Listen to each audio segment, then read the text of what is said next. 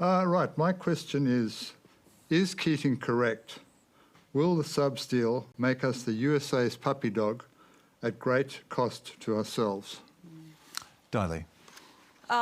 Look, I obviously came out and agreed with the former Prime Minister's sentiment in terms of the spending of the subs, $368 billion. That's a large... And that's now, of course, that could increase. And for an imminent threat that's supposed to be in 27 years' time.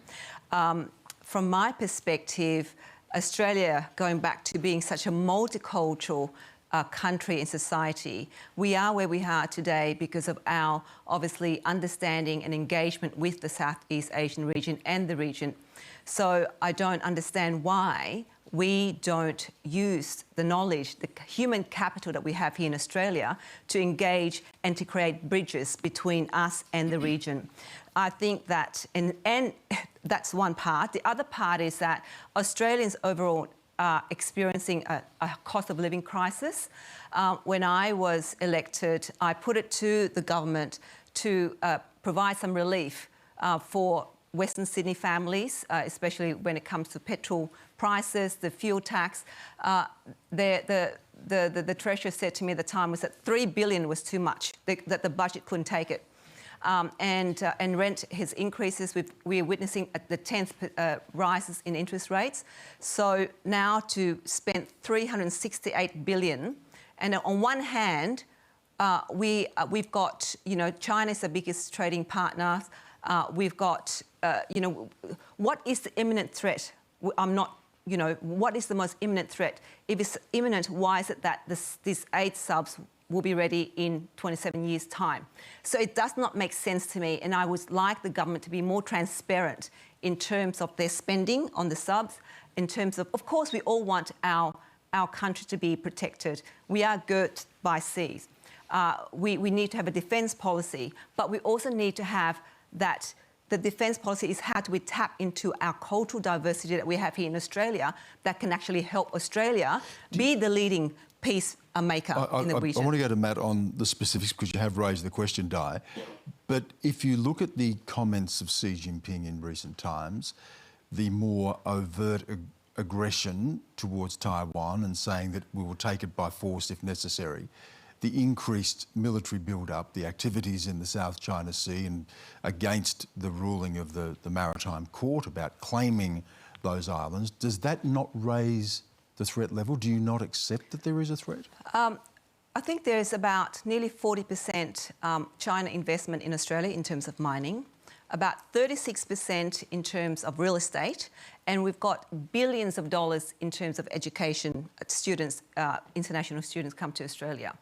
So for me, the best way to deal with any threat around the region or with anything is actually through human-to-human diplomacy and conversations. Can you do both? Is there not a need? Of course, you can have both, but I think in terms of the subs, I mean, I'm not obviously a sub kind of expert, and I'm sure there are people in the audience who probably have more knowledge. But in 27 years' time, what with the government spent now or proposed to spend in 27 years' time, will that technology still be, would it be obsolete? Well, let's put that to Matt, because there are questions being raised about the expenditure.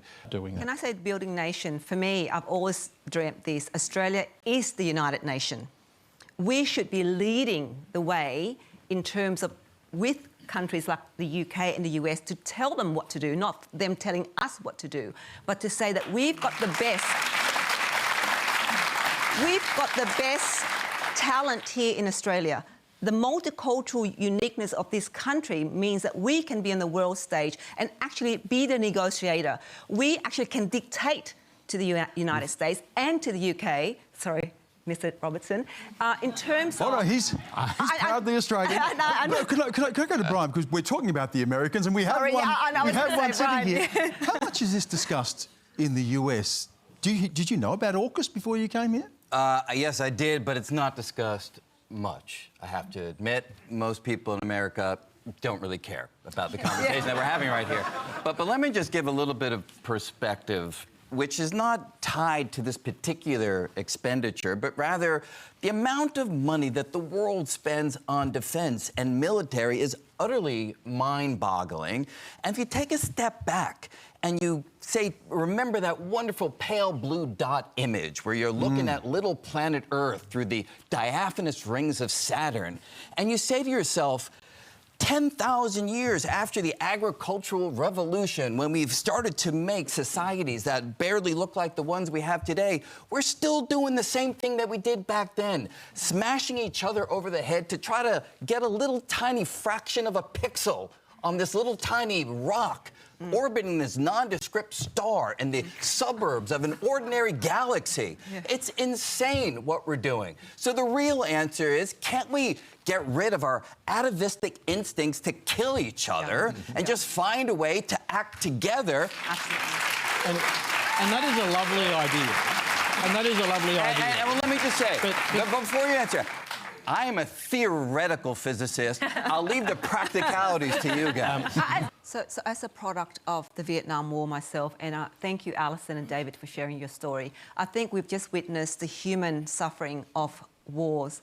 And I think that we can't, for any government to invest, putting money aside to get us prepared to go to war, they must put aside money, because there will be bound to be people like David and his wife and his family who will need that support when they come back here, when you go to war. When you go to war, you see things that you don't want to see, and you do things that you don't want to do, because war forces you to kill, war forces you to do the most horrendous things. So from my perspective, as government put aside this kind of money, unfathomable money, to go and prepare, they need to prepare for the human impact as well of that.